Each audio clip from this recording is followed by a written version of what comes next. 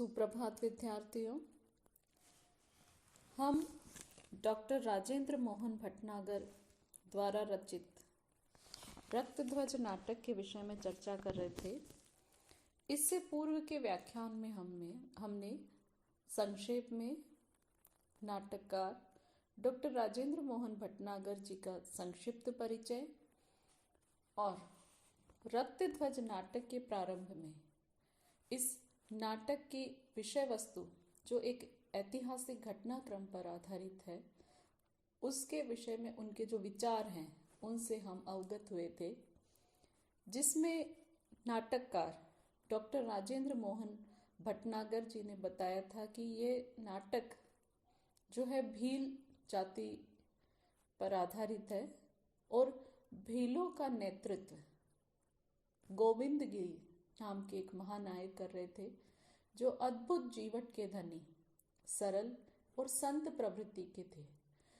गोविंद गिरी के जीवन का उद्देश्य था कि भीलों को शिक्षित करके समाज की मुख्य धारा से उन्हें जोड़ा जाए और भीलों में राष्ट्रीय चेतना का सदियों से अंकुरण रहा है। तो उस समय स्वतंत्रता आंदोलन चल रहा था, तो संप सभा के माध्यम से उन्होंने भीलों को एकजुट करके आगे बढ़ाने के प्रयास किए, जिसमें सबसे बड़े बाधक तत्कालीन महारावल और कर्नल शटन बना। मानगढ़ में जब ये निर्दोष भील इकट्ठे हुए तो मानगढ़ में उन्हें निर्मम तरीके से गोलियों से कर्नल शटन के द्वारा भून दिया गया था।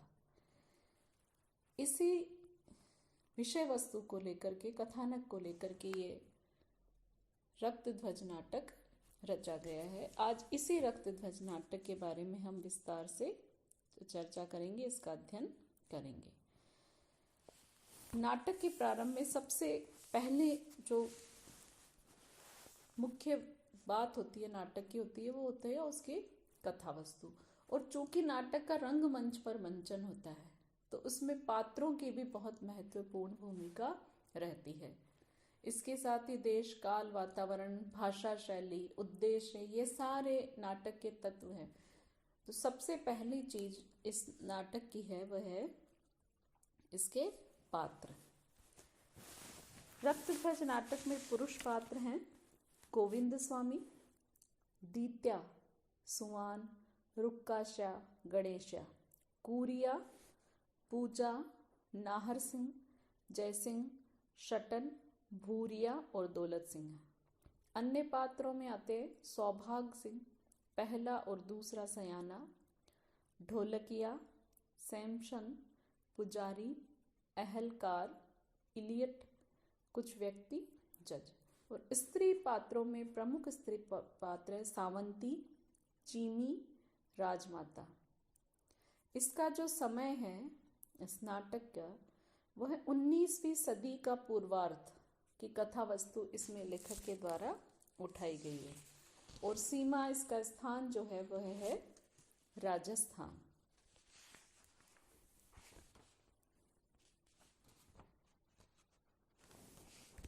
पहला अंक का पहला दृश्य। स्थान खुला मैदान, पूर्णिमा की रात। आदिवासी वृद्ध, युवा, स्त्री, पुरुष बैठे हुए हैं। एक भील संत ऊंचे स्थान पर बैठा हुआ गा रहा है। उसके संगी साथी मंजीरे, करताल, मांदल, चटकोला, ढपली, टिमकी आदि वाद्यों का प्रयोग करते हुए।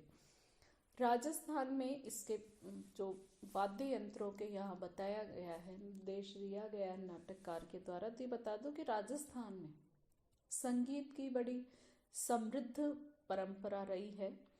तो इसमें जो मंजीरे, करताल, मांदल, चटकोला, डपली, टिमकी आदि वाद्यों के बारे में बताया गया है। ये स्थानीय वाद्य हैं जिनका, क्योंकि ये मानगढ़, सिरोही, ईडर और उधर के उस क्षेत्र के का इसमें उठाया गया है विषय वस्तु में। तो वहाँ जो वाद्य यंत्र आम जन के द्वारा प्रयुक्त किए जाते हैं उनका विषय में नाटककार ने बताया है। रुक्काशा गाता है, जोगिया है लाटदार हो, मुरलिया रे जोगिया है लाटदार रे, सुनसान मेरली उनो, कुंडला है कान माही ओखे थान माही, हम जावे हो जोगिया है लाटदार रे, काउन कहे देवता मुरारी रे, बातो जोगी है लाटदार रे, कहाँ रे जोगी जलम लिहिन रे, कहाँ रे लिहिन अवतारी, जोगिया है लाटदार रे। कृष्ण के विषय में, मुरलीधर कृष्ण जो है उनके विषय में ये गायन चल रहा है, उनकी भजन गाया जा रहा है, जिसमें कृष्ण को जोगी के रूप में बताया है। वो कह रहे हैं कि वो मुरली वाला जो योगी है बहुत सुंदर है और हाथ में मुरली लिए है, उसके कानों में कुंडल है। कृष्ण की छवि का हम देखते हैं कि जब मध्यकाल के जो भक्त हुए हैं उन्होंने भी कृष्ण छवि का, जैसे सूरदास, मीरा, इन्होंने जब कृष्ण छवि का अंकन किया है तो कृष्ण के कानों में कुंडल और हाथ में मुरली के बिना कृष्ण की छवि पूरी ही नहीं होती, उनके पीताम्बर के बिना। तो यहाँ भी ये कह रहे हैं वह अति मनमोहक लग रहा है, उसके निवास पर हम भी जाएंगे। कोई उसे देवता कहता है, वास्तव में वह तो योगी है। योगी तुमने कहाँ जन्म लिया, कहाँ तुम्हारा अवतार हुआ। और इस तरह वो भजन गा रहा है रुक्काशा। दीत्या कहता है तेरी आवाज में जादू है। सुहाना कहता है अमृत है अमृत, भाव में कैसा बह जाता है। देखो जो रुक्काशा के द्वारा ये भजन गाया जा रहा है ये उनकी स्थानीय बोली में गाया जा रहा है, और स्थानीय बोली में जो भावों का जो सहज प्रवाह, निश्चलता, ये सब हमें यहाँ पर इसमें देखने को मिलती है। तो दीत्या रुक्काशा को कहता है तेरी आवाज में जादू है। जादू है मतलब सम्मोहन की शक्ति, बांध लेती है सबको। तो जो तीसरा पात्र है सुहाना, वह कहता है अमृत है अमृत, से अमृत का ये तद्भव रूप, स्थानीय रूप है राजस्थानी का। वो कहता है भाव में कैसा बह जाता है, कि जादू तो है। जो भी ये भजन गाता है उसमें पूर्णतः तल्लीन हो जाता है और उसमें बहने लग जाता है। रुक्काशा कहता है यह सब स्वामी गोविंद की कृपा है। ये गोविंद है, गोविंद गिरी जी, जिन्होंने भील समाज को जागृत करने का, उनमें शैक्षिक चेतना लाने का, उन्हें एकजुट करने का बहुत महत्वपूर्ण प्रयास किया था। और संत प्रवृत्ति के, सरल प्रवृत्ति के वो व्यक्ति थे। उनके भाव ही हैं, उनकी ही आवाज है। हमारे इसमें कुछ नहीं है दीत्या। यहाँ से इस संवाद से, जो दीत्या, रुक्काशा और सुहाना के बीच में संवाद चल रहा है, उसमें रुक्काशा जो है वह गोविंद गिरी के विषय में बता रहा है। तो गोविंद गिरी के व्यक्तित्व की जो विशेषताएं हैं उनका इस संवाद से हमें पता चलता है, और आम जन से उनका कितना अधिक जुड़ाव था, उन लोगों के हृदय में उनके प्रति कितना सम्मान का भाव था, ये भी हमें रुक्काशा से पता चलता है। दीत्या, स्वामी जी महादेव का अवतार है, भगवान शिव का अवतार है। कि जिस प्रकार शिव को भोलेनाथ कहा जाता है, सरल है, ओखड़ है, कुछ भी संग्रह नहीं करते, वैसे ही गुण गोविंद गिरी के हैं, इसलिए उन्हें दीत्या महादेव का अवतार बताया है। जब से वह हमारे बीच में आए हैं, बीच में ही उसके वाक्य को पूरा हो रहे बिना ही सम्मान कहता है, तब से हमारे दुख दर्द दूर होते जा रहे हैं, हम पर महादेव की बड़ी कृपा होती जा रही है।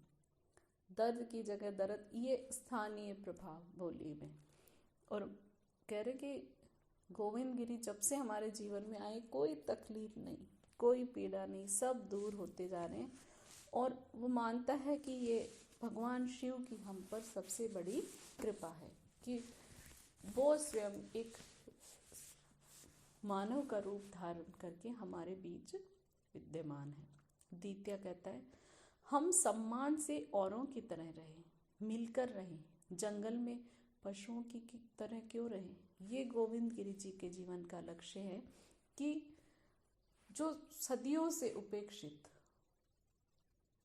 भील समाज है वह भी सिर उठा करके सम्मान के साथ जिए, समाज के मुख्य धारा में शामिल हो, तो कि सब एकजुट होकर के रहें और जंगल में पशुओं की भांति जीवन क्यों व्यतीत करें। सुआन यह बात तो ठीक है, पर द्वितीय कहता है पर क्या। सुआन क्या हम ऐसे रह पाएंगे। एकदम से जब समाज में कोई परिवर्तन आता है तो उसे कोई भी सहज ही स्वीकार नहीं कर पाता है, तो इसीलिए सुआन कहता है कि क्या हम ऐसे रह पाएंगे। और फिर उसके इस रह पाएंगे पीछे जो उसका मनोभाव है कि वो क्यों थोड़ा शंकित है, उसको अगली वाक्य में ये बात स्पष्ट हो रही है।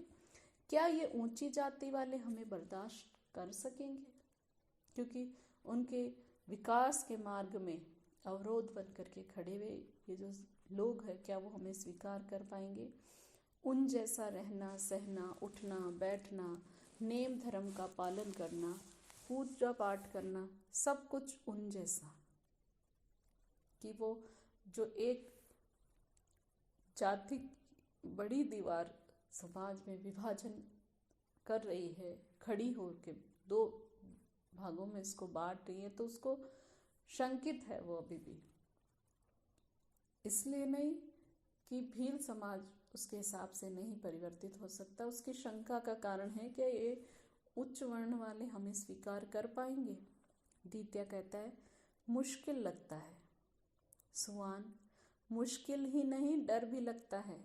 वे बड़े लोग हैं, उनकी जाति बिरादरी है, कहाँ वे और कहाँ हम। कभी कौवा भी कोयल हुआ है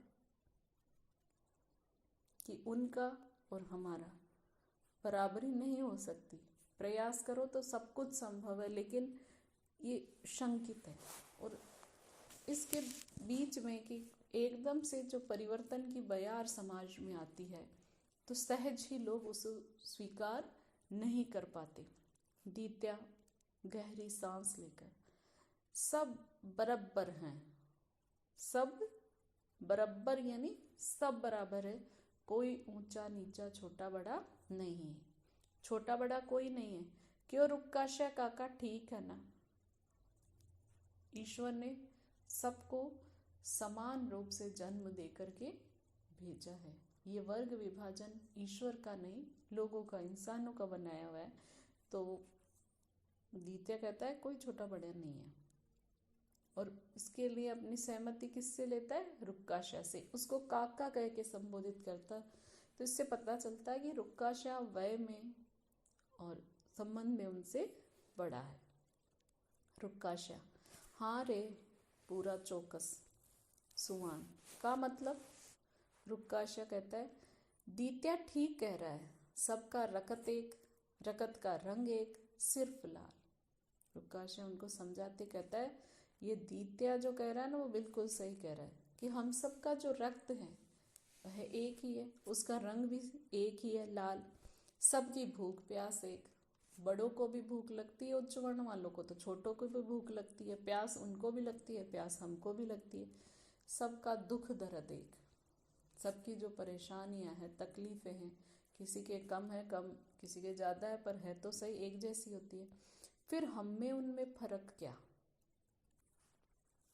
फिर उनमें और हमें अंतर क्या है। तो हम यहाँ पर देखते हैं कि स्थानीय बोली के शब्दों का प्रयोग भी है, भाषा का तद्भव रूप भी है, और आवश्यकता अनुसार अरबी फारसी के शब्दों का भी तद्भव रूप यहाँ पर प्रयुक्त हुआ है संवादों में। सुआन चकित होकर कुछ भी नहीं, नहीं नहीं ऐसा कहा है, हम तो उनकी जूती भी नहीं, कहाँ राजा भोज और कहाँ गंगू तेली।